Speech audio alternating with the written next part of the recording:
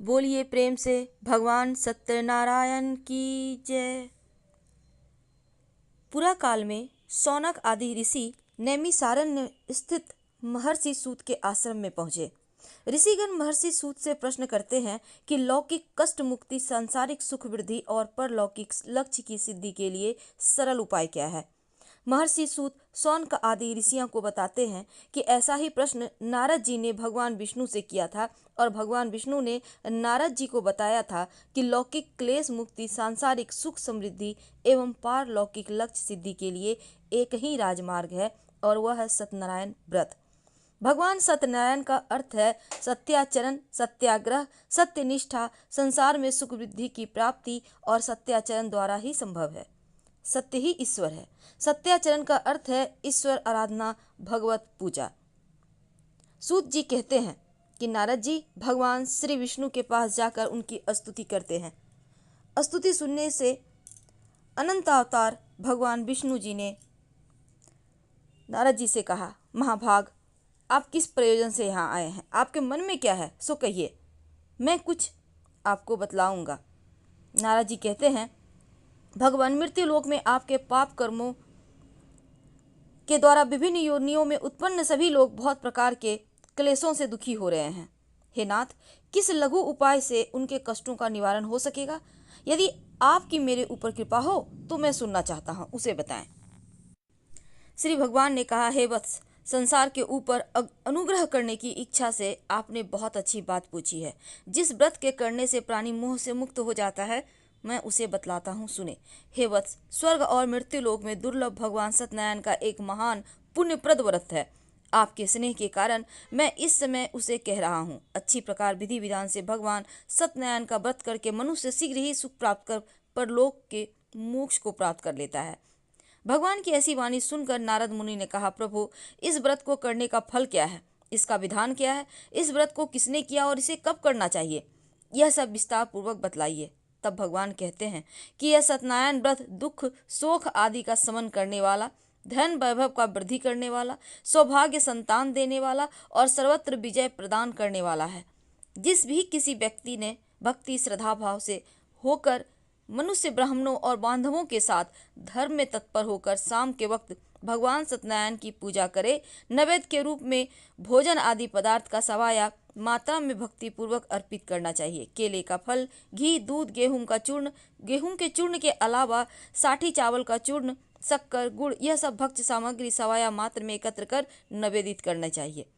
बंधु बांधवों के साथ भगवान श्री सत्यनारायण की कथा सुनकर ब्राह्मणों को दक्षिणा देनी चाहिए और ब्राह्मण को भोजन कराना चाहिए। भक्ति पूर्वक प्रसाद ग्रहण करके नृत्य गीत का आयोजन करें और तदंतर भगवान सत्यनारायण का स्मरण करते हुए अपने घर जाना चाहिए।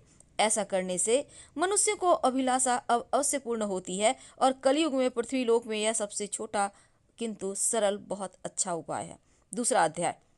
श्री सूत जी कहते हैं, हे द्विजो, अब मैं पुनः पूर्व काल में जिसने इस सत्यनारायण व्रत को किया था उसे भली भांति विस्तार पूर्वक कहूंगा। रमणीय काशी नगर नामक नगर में कोई अत्यंत निर्धन ब्राह्मण रहता था। भूख और प्यास से व्याकुल होकर वह प्रतिदिन पृथ्वी पर भटकता रहता था। ब्राह्मण की जो प्रिय भगवान उसे दुखी ब्राह्मण को देखकर वृद्ध ब्राह्मण का रूप धारण कर उस द्विज से आदर पूर्वक पूछा, हे विप्र, प्रतिदिन अत्यंत दुखी होकर तुम किस लिए पृथ्वी पर भ्रमण करते हो? हे द्विज श्रेष्ठों, यह सब बतलाओ, मैं सुनना चाहता हूँ। ब्राह्मण कहता है, प्रभो, मैं अनंत दरिद्र ब्राह्मण हूँ, भिक्षा के लिए पृथ्वी पर घूमा करता हूँ। यदि मेरी इस दरिद्रता को दूर करने का आप कोई उपाय जानते हो तो कृपा पूर्वक बतलाइए। वृद्ध ब्राह्मण कहते हैं, हे ब्राह्मण देव, सत्यनारायण भगवान विष्णु अभीष्ट फल देने वाले हैं। हे विप्र, तुम उनका उत्तम व्रत करो जिसको करने से मनुष्य सभी दुखों से मुक्त हो जाता है। व्रत के विधान को भी ब्राह्मण से यत्न पूर्वक कहकर वृद्ध ब्राह्मण रूपधारी भगवान विष्णु वहीं पर अंतर ध्यान हो गए। वृद्ध ब्राह्मण ने जैसा कहा उस व्रत को उसी प्रकार वैसे ही करूंगा। यह सोचते हुए ब्राह्मण को रात में नींद नहीं आई। अगले दिन प्रातः काल उठकर सत्यनारायण का व्रत करूंगा ऐसा संकल्प करो ब्राह्मण भिक्षा के लिए चल पड़ा।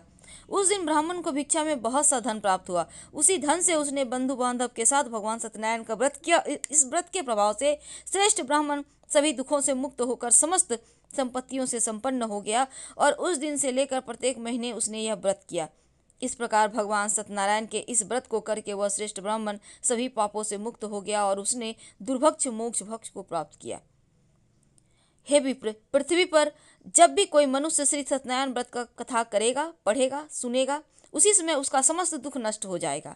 हे ब्राह्मणों, इस प्रकार भगवान नारायण ने महात्मा नारद जी से जो कुछ कहा मैं आप सबको कह चुका, अब मैं क्या कहूँ। हे मुने, इस पृथ्वी पर उस ब्राह्मण से सुने हुए इस व्रत को किसने किया, हम सब सुनना चाहते हैं। उस व्रत पर हमारी श्रद्धा हो रही है। तब सूत जी कहते हैं, मुनियों, पृथ्वी पर जिसने यह व्रत किया उसे आप लोग सुने। एक बार वह द्विजश्रेष्ठ अपनी धन संपत्ति के अनुसार बंधु बांधव परिवारजनों के साथ व्रत करने के लिए उद्यत हुआ। इसी बीच एक लकड़हारा वहां आया और लकड़ी बाहर रखकर उस ब्राह्मण के घर गया। प्यास से व्याकुल उस ब्राह्मण का व्रत करता हुआ देखकर प्रणाम करके उनसे बोला, प्रभु, यह आप क्या कर रहे हैं? इसके करने से किस प्रकार की फल प्राप्ति होती है, विस्तार पूर्वक मुझसे कहिए। विप्र ने कहा, यह सत्यनारायण का भगवान का व्रत है जो सभी मनोरथों को प्रदान करने वाला है और उसी के प्रभाव से मुझे यह सब महान धन धान्य प्राप्त हुआ है। जल पीकर प्रसाद ग्रहण करके वह नगर चला गया। भगवान सत्यनारायण देव के लिए मन में ऐसा सोचने लगा कि आज लकड़ी बेचने से जो धन प्राप्त होगा उसी धन से भगवान सत्यनारायण का श्रेष्ठ व्रत करूंगा। इस प्रकार मन में चिंतन करता हुआ लकड़ी को मस्तक पर रखकर वह सुंदर नगर में गया जहाँ धन धान्य से संपन्न लोग रहते थे और उसने उस दिन लकड़ी का दुगुना मूल्य प्राप्त किया। इसके बाद प्रसन्न हृदय से वह पके हुए केले का फल, शर्करा, घी, दूध, गेहूं का चूर्ण सवाया मात्रा में लेकर घर आया। बंधु बांधव को बुलाकर विधि विधान से भगवान श्री सत्यनारायण का व्रत किया। उस व्रत के प्रभाव से धन पुत्र से संपन्न हो गया। इस लोक में अनेक सुख का उपभोग कर अनंतपुर में सत्यपुर अर्थात बैकुंठपुर चला गया। तीसरा अध्याय। श्री सुत जी कहते हैं, श्रेष्ठ मुनियों, अब मैं पुनः आगे की कथा कहूंगा, आप लोग सुने। प्राचीन काल में उल्का मुख नाम का एक राजा था। वह जितेंद्रिय, सत्यवादी, अत्यंत बुद्धिमान, वह विद्वान राजा प्रतिदिन देवालय जाता, ब्राह्मणों को धन देकर संतुष्ट करता और कमल के समान मुख वाली उसकी धर्मपत्नी शील, विनय, सौंदर्य आदि गुणों से संपन्न पति पारायण थी। राजा एक दिन अपनी धर्मपत्नी के साथ भद्रशिला नदी के तट पर श्री सत्यनारायण व्रत कर रहा था। उसी समय व्यापार के लिए अनेक प्रकार की पुष्कल धनराशि से संपन्न एक साधु नाम का बनिया वहां आया। भद्रशिला नदी के तट पर नाव को स्थापित कर वह राजा के समीप गया और राजा को उस व्रत में दीक्षित देखकर विनय पूर्वक पूछने लगा। साधु ने कहा, राजन, आप भक्ति युक्त चित्त से यह क्या कर रहे हैं? कृपा करके मुझे बतलाइए, मैं सुनना चाहता हूँ। तब राजा कहते हैं कि साधो, पुत्र आदि की प्राप्ति की कामना से अपने बंधु बांधव के साथ मैं अतुल तेज संपन्न भगवान विष्णु का पूजन और व्रत कर रहा हूँ। राजा की बात सुनकर साधु ने आनंद पूर्वक कहा, राजन, इस विषय में आप मुझे सब कुछ विस्तार से बतलाइए। आपके कथानुसार मैं व्रत और पूजन करूंगा। मुझे भी संतति नहीं है, इससे अवश्य ही संतति की प्राप्ति होगी। ऐसा विचार कर वह व्यापार से निवृत्त हो आनंद पूर्वक अपने घर आया। उसने अपनी भार्या से संतति प्रदान करने वाले इस सत्यव्रत को विस्तार पूर्वक बताया। जब मुझे संतति प्राप्त होगी तब मैं इस व्रत को करूंगा। इस प्रकार उस साधु ने अपनी भार्या लीलावती से कहा। एक दिन उसकी लीलावती नाम की सती साध्वी भार्या पति के साथ आनंद चित्त से ऋतुकालीन धर्माचरण में प्रवृत्त हुई और भगवान श्री सत्यनारायण की कृपा से उसकी वह भार्या गर्भिणी हुई। 10वें महीने में उसने कन्या रत्न की प्राप्ति हुई और वह शुक्ल पक्ष के चंद्रमा की भांति दिन प्रतिदिन बढ़ने लगी।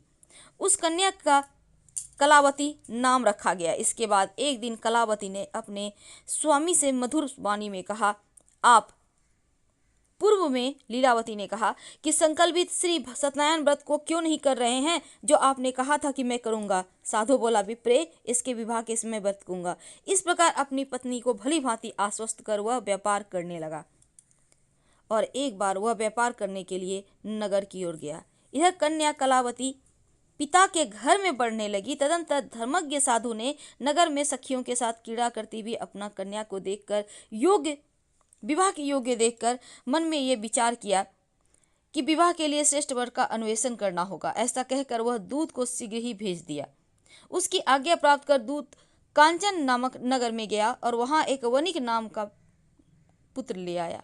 वणिक का उस साधु ने उस वणिक के पुत्र को सुंदर और गुणों से संपन्न देखकर अपनी जाति के लोगों और बंधु बांधवों के साथ संतुष्ट चित्त होकर विधि विधान से वणिक पुत्र के हाथ में कन्या का दान कर दिया। उसमें वह साधु बनिया दुर्भाग्यवश भगवान का यह उत्तम व्रत करना भूल गया। पूर्व संकल्प के अनुसार विवाह के समय में व्रत न करने के कारण भगवान उस पर रुष्ट हो गए हैं।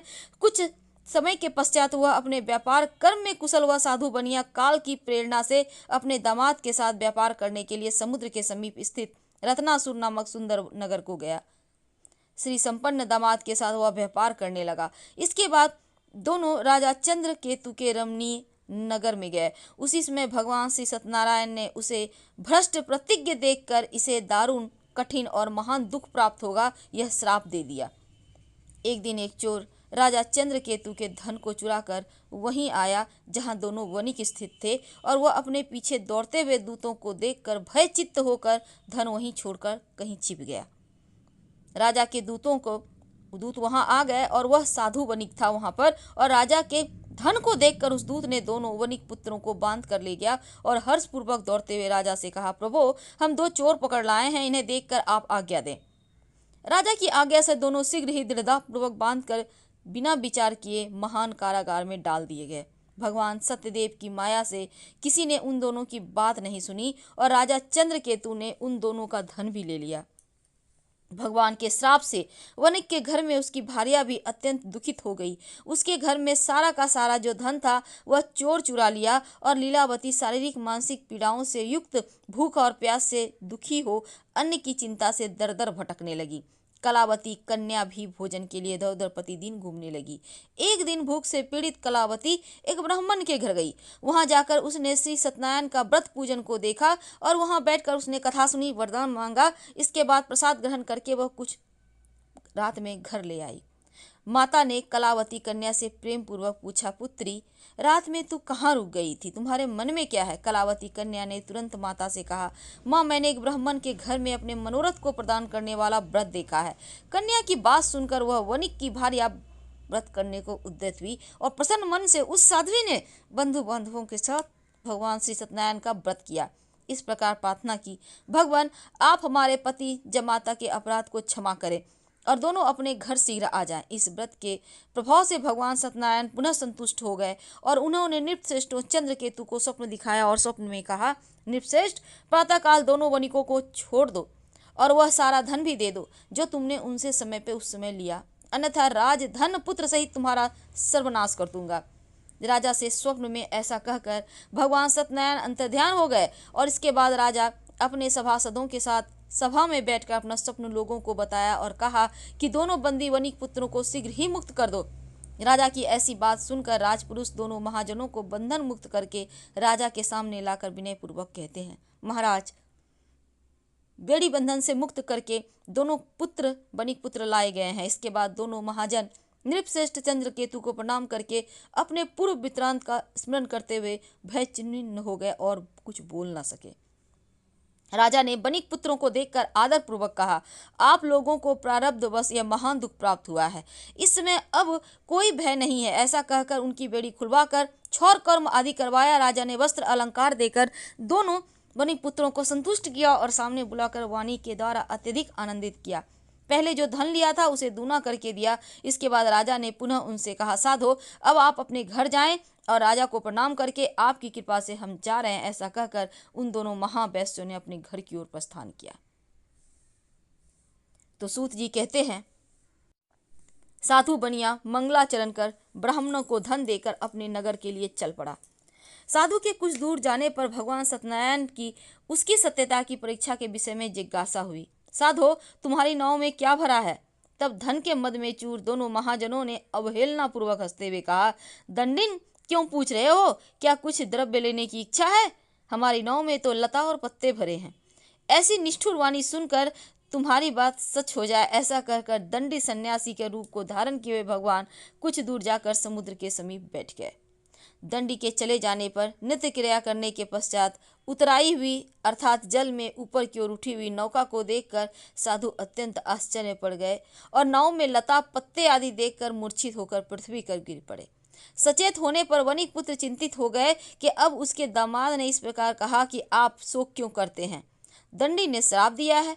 इस स्थिति में वे चाहकर ही कुछ कर सकते हैं, इसमें संशय नहीं। अतः उन्हीं की शरण में हम चलें।